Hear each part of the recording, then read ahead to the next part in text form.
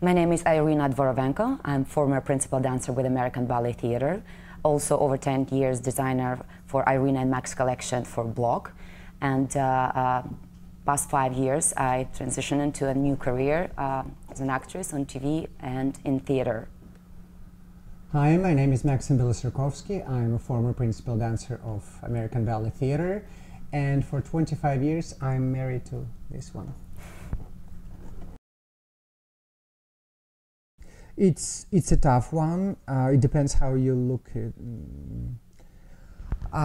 the one I think for me, I'm still dealing because I'm having a 13-year-old daughter. So that's my achievement, but it's also everyday issue and huge commitment. I'm learning with her. She's teaching me, and I'm teaching her because. Nobody knows what the perfect parent is and what you need to do and how to keep that relationship between parents and the child, particularly when they reach a certain age. She's 13 years old, so just to be with her, ability to listen and understand, because she is an American and we also have that background of where we're coming from, and that doesn't apply to her. She simply cannot understand. It's a cultural difference and the way we're brought up. So that is a project. And regarding a career, well, I think all the accomplishments, they just to reach to that level of being the principal dancer of one of the biggest companies in the world, and to have a world name, and basically just pick the phone and call any director of the company for any question or suggestion, you know what I mean? The phone always will be answered. It's one thing to have a dream when you're a kid, that one day, maybe, and then one day you come home and there is an answering machine and you press the button and it says, "Hi Max, hi Irina, this is Natasha Makarova." And then this has just changed everything, you know. So it's I never took anything for granted. I worked very, very hard to achieve everything. Nothing was given to me on a silver platter. But achievement is a career, project is my daughter. Yeah, I think to have a daughter and being a ballerina, fully committed ballerina, it's really difficult and impossible. So you need to be 100% mom and 100% ballerina. And I think we've been lucky to have our mom and dad near us, and they've been saving us a lot. When we need to sleep before the performances and travel, they took great care of Emma. And she's growing and turning into a young, very interesting, smart and bright little lady. Career-wise, I think the biggest emotional explosion for me was when I passed the audition for the encore show, Broadway show, On Your Toes. It was a hard time for me because it was the year I was retiring from American Ballet Theatre, and I've been called to do the audition for On Your Toes. It's the role which Natalia Makarova 30 years ago won Tony. And we prepared the role at home. I had not a clue how to read the script, how to act, because we act silently on stage. I'm talking always when I perform inside my mind, but I never heard my voice out, how it's going to be projected and how people will react. And Valentina Kozlova, who was former principal dancer from the New York City Ballet, she was very kind and generous to spend a couple hours with me, because she was also at that time replacing Natasha, and she worked with Josh Abad, and so she gave me little cues what to do and how to do it. So it was funny that we attended the audition, and it was probably like 10 people sitting in front of me. Everybody introduced themselves, but I don't remember any name, any face. I was completely blanked, and said, "Are you ready?" And I thought that Maxim going to be reading my lines, and I said, no, she's not allowed to enter the room. It's going to be a different person. And I was in shock, because the moment you look at somebody else's eyes, you already forgot your name and forget all your lines. So, and I just apologized. I said, this is my absolutely first ever in my life talking audition. I have not a clue what I'm doing. Please direct me. And so I deliver my scenes, and And my cheeks was like burgundy red. I was so nervous. And then I see that all other principal dancers from New York City Ballet and some from ABT was entering the audition. And we just look at each other and said, oh my God, there's so many people. And Maxim asking the person, well, how long we need to wait until it's going to be announced who got the part? And the person said, oh, you know, we just started the audition. It's probably going to be 3-4 weeks. He said, damn, 3-4 weeks, sleepless night. It's going to be hard. So we exhaled. So Max went in to do some chores one way, and then I went to Time Warner to do grocery, and I was holding like 2 bags and was carrying in the seat, something. So I pick up my phone and I start reading the email that, dear Irina, on behalf of City Center and the Binder casting, we would like to congratulate you. You got the part of Vera Baranova. This is the first, fastest and easiest decision we've ever done. Congratulations. And I lost it. I started screaming and yelling and crying, and people thought I'm mentally sick. But the amount of emotions I got just auditioning the first time for something you never done before, and you got it. And it was such a beautiful feeling in my heart that I was desirable and they want me, because all our life we were working so hard to get what we want, not necessarily that people knew who we were and want us. So. And that was absolutely delightful moment of my career, I would say, which leads me, of course, after to the TV show. It was the beginning. Then lead me to the TV shows, like Flesh and Bone, and then to all other roles on Power, Americans, Blacklist, Forever. And then I got another experience, fantastic experience. Then Susan Stroman, famous Susan Stroman, called me and asked me to be lead in her off-Broadway play, and I never met her before. And I was in shock, but she believed so much that she made me do things that I never expected that I would be able to do that. And while we were preparing this, I got another phone call to do another Broadway encore. It was the Grand Hotel. And they said, Irina, we got a fantastic role for you. You'll be fabulous. You're going to be great. It's a Greta Garbo part. You're going to be absolutely just amazing. No pressure. No pressure. They said, this role belongs to you. You'll be amazing. There's only one little thing. I said, what's this little thing? They said, can you sing? I said, excuse me? I said, can you sing? I said, well, I never sang before, but I'm taking... in the shower. I don't even sing in the shower. It was funny. I said, well, I'll take a risk and I'll prepare like 2-minute solo and show it to you. If you will decide that I'm good enough, that I'll be thrilled. If no, then I will understand that I cannot sing, which is fine with me. And it happened that I went for the audition and I had the 102 fever and I canceled my first audition because I lost my voice completely. And then they said, oh, it's too late, you know, it's before Christmas and we need to, you know, everybody's away. And I said, okay, we lost this gig. And I was a little bit upset. And then a day later, they said, we've got the team all together. It's going to be different pianists, but are you willing to come? I said, well, I'm not going to be perfect, because, you know, after having no voice, like 2 days after, have something and sing. And I came for this audition, and I tried to use my personality, fit in the role, and I sang a couple times, and then next day I got the email that they loved me and I got the part. So that's my highlights. What advice I would give the parents of young dancers is, you know, it's funny, I talk to my dad every day, and we kind of reverse the positions now, because I also a father and he's a grandfather. So I ask him advices when I was Emma's age, my daughter's age. And I asked him also, so when I was in the ballet school, so how it affected your and mom's life? And the only thing he said, well, we had no clue of anything about ballet, about dance world, about the insights, the thinking, the mentality. I mean, it was just, we were from completely different occupation and just nothing, no clue. But we supported you, we were with you from the day one.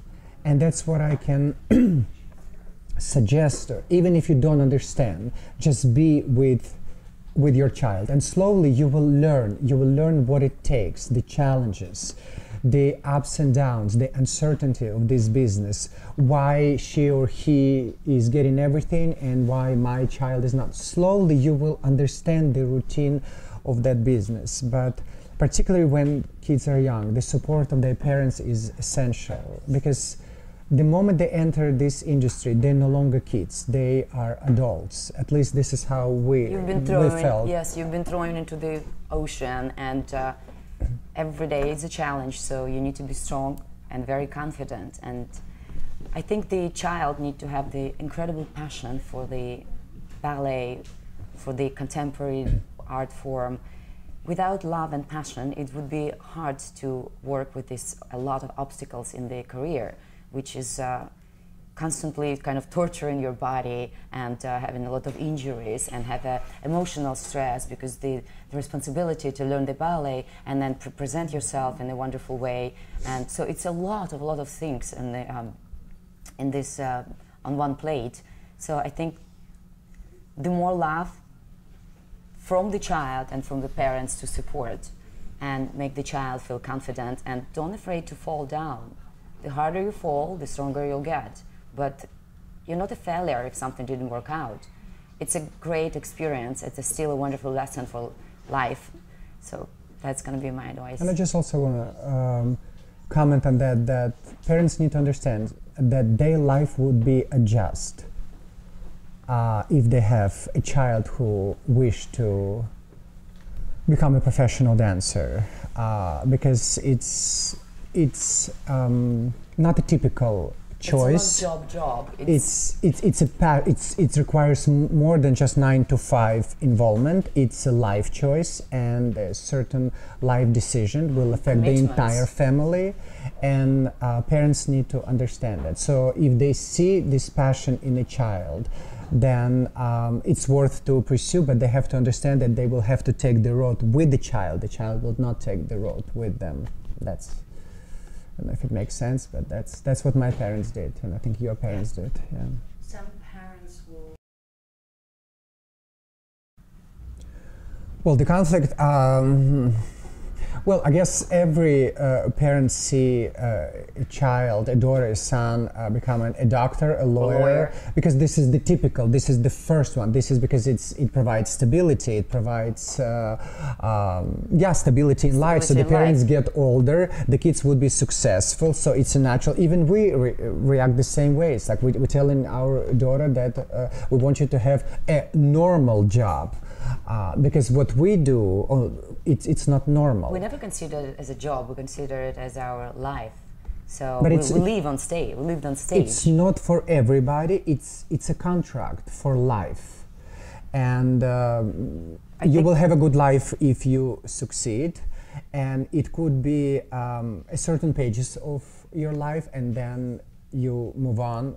Maybe the desire. Well, the thing with this particular art form, if your heart stops beating, you have to quit, because it's no longer. It's impossible. It's visible. It's a torture, because it is a torture every day. But you have to love unconditionally what you do. To have this special adrenaline and passion to it. Yeah. Parents just need to stay open and support the desire, because if you let the child try, and then even for a couple years, because if you kill the desire early, then the child will always remember it's going to be harsh. If she or he want to pursue and dance, and maybe by 17 or 18, they're so mature now. When I was 16, 17, I had no clue.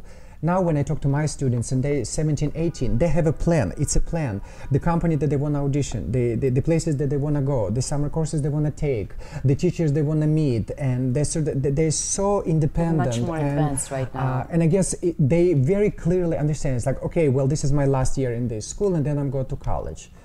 And I started asking, so what, no professional dance career? It's like, no, I think that's been a good run. No, I now go into engineering. But everybody's different. Yes, like, everybody's different. Yes. Parents just need to listen to the child, and support the desire, particularly in the early age. Mm-hmm. Yeah, absolutely. Yes, well, I do believe that first of all, it has to be an understanding of a dancer himself.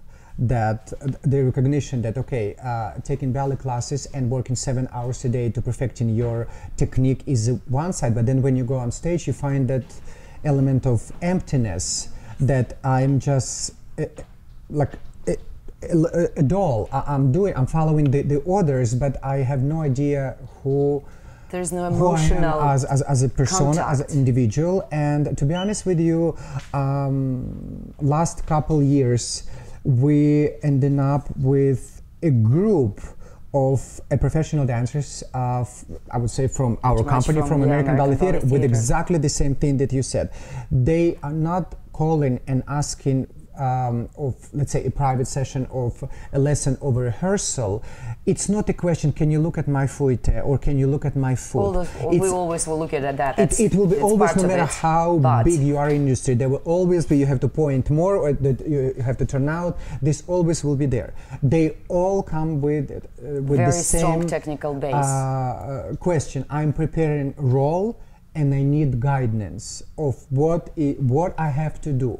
Who am I as a Medora? Who am I as Swan Queen, or Giselle? Who am I Giselle? Who am I as a Conrad, Lankedem? So that's just to comment on what you said. They do understand that just double cabriole periods and double tours, yes, it's a 3 seconds of attraction. But then if you're not producing anything else, it takes so much more time. And also you have to understand that there are ballets that there are no double cabriole, double tours and periods, and if you don't have a character, that you're just an empty spot on stage.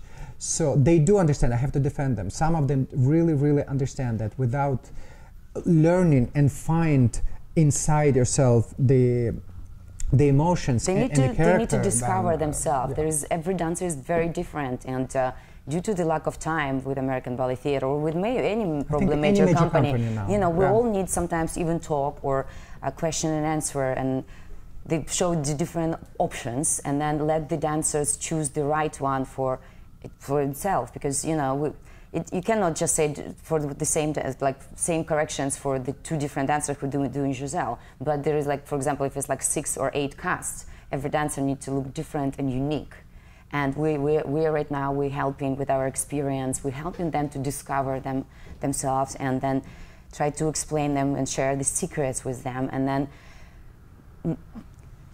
seeing them progressing from one show to another, although we're behind the scene, but it makes us so happy, because it's really great recognition, and dancers feel very confident, and it's a next level. There is never, you know, end level. So you keep growing until you can pretty much dance. Well, there is no like a perfection, right? You could only get close to perfection. I mean, we could say like, yes, it's nobody's perfect. But no you become a robot.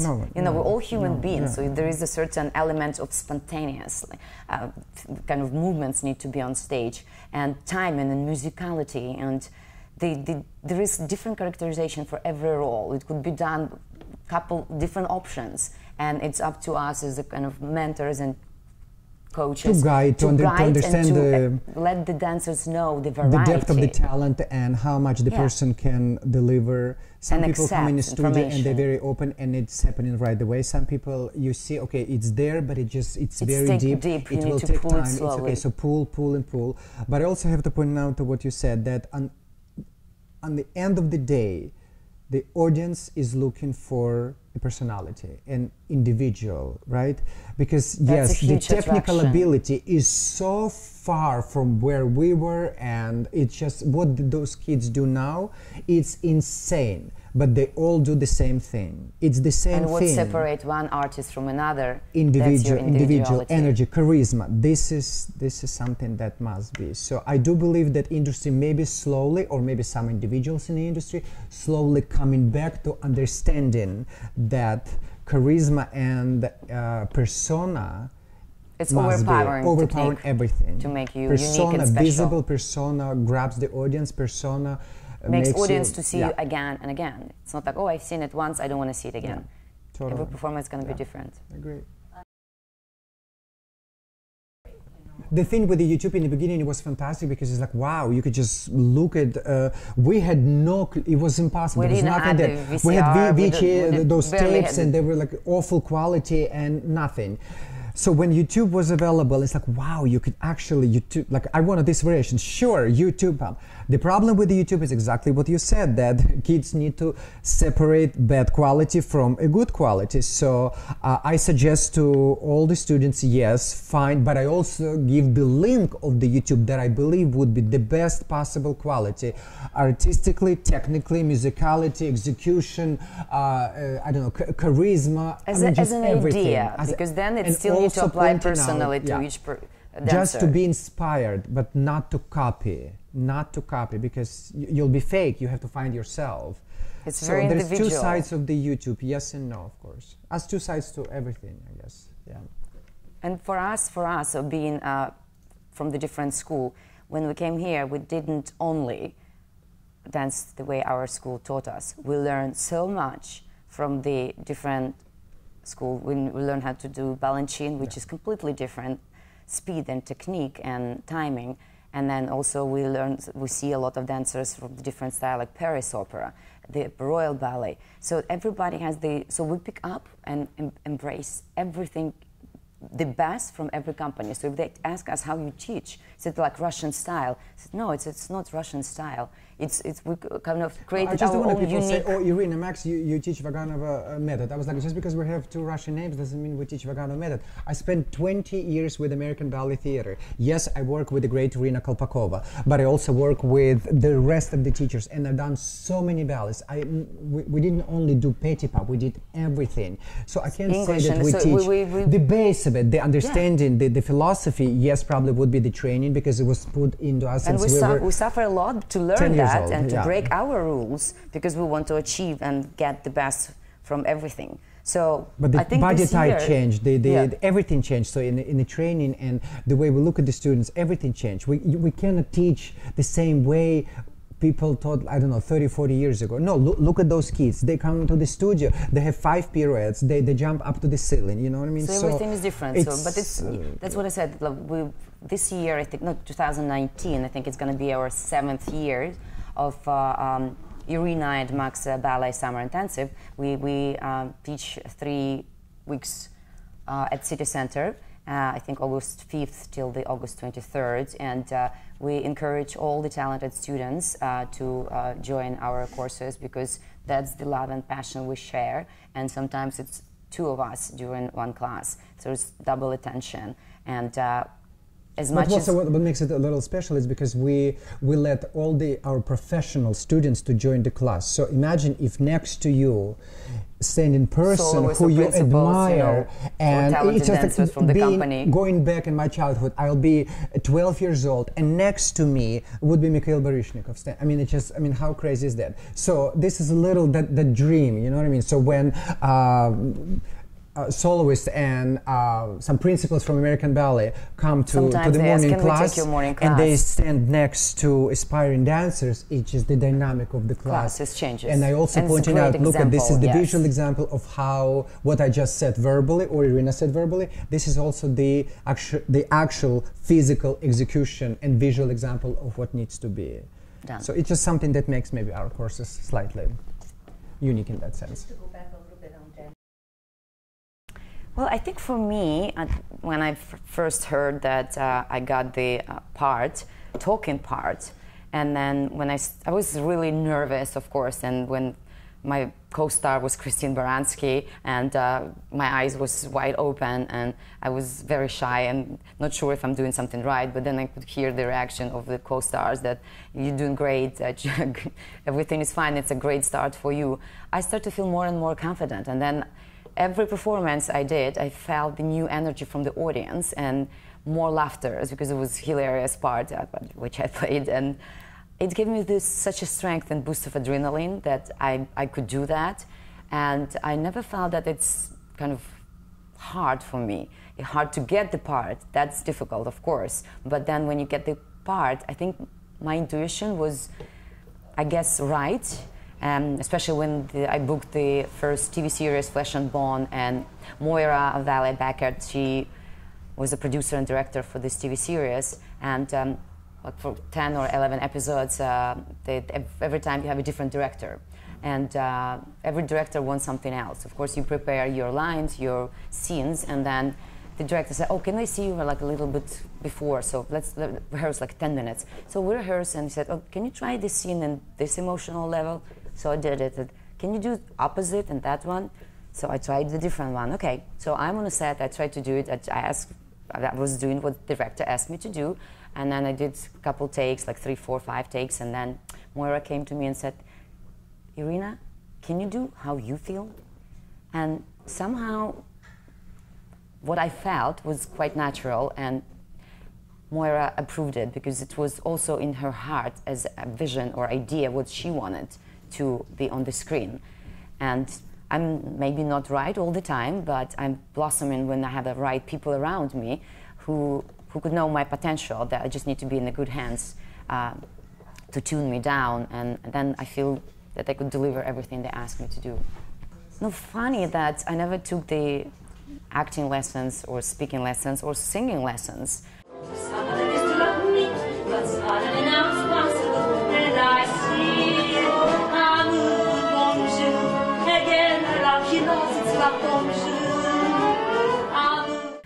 When I was preparing an audition, I prepared the audition pretty much myself.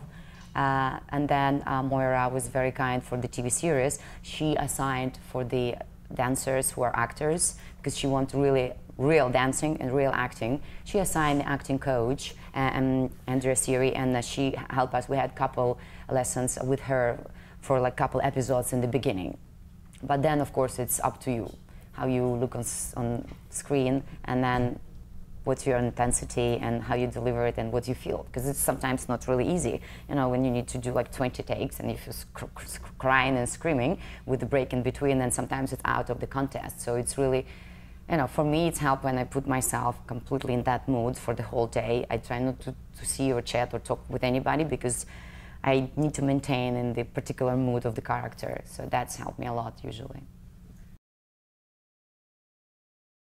Well, when you retire from the major ballet company, I know sometimes it feels like you're dead next day, which it is, and it's one of the hardest things. I think the Martha Graham quote, she said once that the dancers dies twice, and the first time is harder, because your dream life on stage dies, and living all your life in the dream bubbly world, it's really crucial. So my advice would be for the dancers, start to prepare something else in advance, at least like 10 years before your retirement, or 7 years, because nothing happens in one day. You cannot switch career in one day. Well, sometimes it happens, but it's really difficult. So you need to find little by little some other passion of yours, desire, and some things, some ideas, what you want to do, what you want to pursue. So it's gonna help a little bit, because if you one day stop and do nothing, you get very depressed, and it's really hard. It was hard for me, but I was very lucky that I got the acting and this and that, and so it takes time to heal, I would say, but the more you're busy and the more you're expressing yourself emotionally. It depends what depends what everybody needs. You know, some person like to be quiet and completely forget about the dancer's life and just go to the store and become a salesperson, or some person want to be, you know, just open the business and do taxes. So it's very different. My personality, all my life I've been expressing myself on stage. I was living life of other characters on stage. So for me to be myself, it was weird. I didn't know who am I. So the more I find the interesting theatrical work or TV work, it makes me feel myself as a human being, as an artist, I think. It's make my heart race. Well, I have to agree to a lot of it, because it's absolute truth. It's not easy. It's not easy to understand the end of something that the only thing that you knew in your life, because we start very, very early, and when you in this business, you don't understand. When you have a career, you don't understand that there will be a day when it will come to an end. You're not prepared. Nobody's preparing you, and it's also something that the teachers, the advisors, the parents, whoever is around the kids slowly, not right away, but slowly need to say that it will be another chapter of your life. We were a product of the system that, no, this is your life, but nobody told us that this life will come to an end at the age of 40. They just told this is the life. They meant that the dedication, that there is nothing else. But what's after that? That wasn't, there wasn't a plan. It was never even thinking. So Irina was absolutely right. We start thinking like early 30s, mid 30s. No, even earlier. Maybe. Yeah. What would be like? What's the next step? Like, what's the? You know what I mean? So the meeting with Bloch, meeting with David, and the ability to start working on a collection. So just to shift from super focused life of a dancer to I can design now, and I can put something that and I can touch this. So that was one sort of mini project. Then what about we need to find the platform of sharing our knowledge, because when it will come to an end, it's like it's gonna, you know what I mean, we're gonna blow up from that. I need to give it back. So we start thinking about summer courses, and it's next year, it's our 7th year. Because you need to share. So what I'm trying to say is find the time. I know career, it's like a snowball. It takes you, the performances, the travel, the and public, it ends also very the quickly. autographs, the pictures, the recognition, and then you're tired, and then you have to go out, and all of it, and it's non-stop, and boom, one day it's like a knife. The curtain goes down, and that's it. You wake up the next day, and you have a big black hole. And it's not. It's a huge emotional void for a period of time, because you have nowhere to go. You don't need to take class anymore. I mean, you can, but you don't really have to. You need to make a living, so you have certain that's commitments. Another thing, and you stop performing. So that rush of adrenaline is no longer there, and we are addicted to adrenaline. So you need to find something that gives you the same feeling of that rush. And it's not easy, but you need to look forward and start ahead of time. That would be my best advice. Yeah. Me and Maxim are very, very excited to teach for the Dance Prix de New York, which is going to happen in March. And what makes us excited to see the students and work with them, it's the young talent's desire to learn, and the ability to listen. And when we see the changes in the dancer in such a short time, sometimes during like 2-hour class, you could see the huge difference. So it's make you feel really satisfied and happy that as much as we can in short period of time to deliver enough knowledge and show and explain and then see the result. That's the goal, I think, for us. Well, what makes it teaching exciting for me is I have to pointing out that the teacher have to be generous, and I do believe I am a generous teacher, because in one rehearsal, by sharing a certain secrets that took me years and years to develop, verbally or physically explain and see the reaction of your student going, oh my God, thank you, this is so much easier, or this is make total sense. That is this run of adrenaline that I experienced when I was on stage. So that's why I still pursue that, and it truly gives me a joy to be in a studio when I see that result and the smile and that look of release, appreciation, that wow, thank you, Max, it took me, oh my God, I couldn't find an answer. And inside me I was like, also, I spent years and years, and I just, in 2 seconds, I put this into, right? So that is incredible, just the feeling of reward. And number 2, there is so much experience and knowledge, and like I said early in the interview, that we've met so many teachers, and I think we were also like very hungry dancers. We would listen, we would observe, and there's so many people came across in our lives. So there's so much experience that I need to give it back, and I want to give it. Maybe the other, they don't want it. They want to keep it to themselves. Or maybe in us, I think it's different. We really, really want to share that. And both of us are very, very creative. So it's a wonderful process to mold the person and see. Oh, that's the best possible. Yeah, that's the best. That's the last stage, but it's really there is a teaching, like teaching feeling. Class, and let's say working on the specifics of let's develop turnout, let's develop extension, let's develop jump. This is like a technical point, right? But it's also there is other aspect of that when a professional dancer comes to the studio and you have to mold the character of the role. Oh, well, that's just caviar, you know what I mean? That is just, when you go from step to step and slowly using the personality and using the ability. And I must say, it's a huge responsibility because you put your name on the name of a dancer, and he or she will go on stage and will be judged, and we're sitting there in the orchestra and just hoping that what we suggest and did was the right choice, and the public and the critics will appreciate and understand. And so far, I think we were blessed. We're in the right track, so we're not working critics and the publics everybody. and the bloggers and the fans, they truly understand that what we do is for the younger generation, so which is going to continue to do so, because it's at least for me it's a natural transition from who I am, you know what I mean? I'm lucky enough, I don't need to become a doctor or a lawyer or something. It's just natural for me. I think it's just also the mind. I also say if you're a great dancer, doesn't mean you're going to be a great teacher. I think it's a two absolutely separate. There's a lot, but no.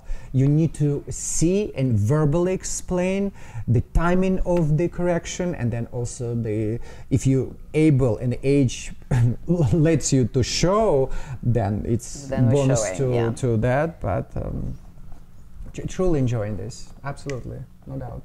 That's yeah. Yeah. Bingo.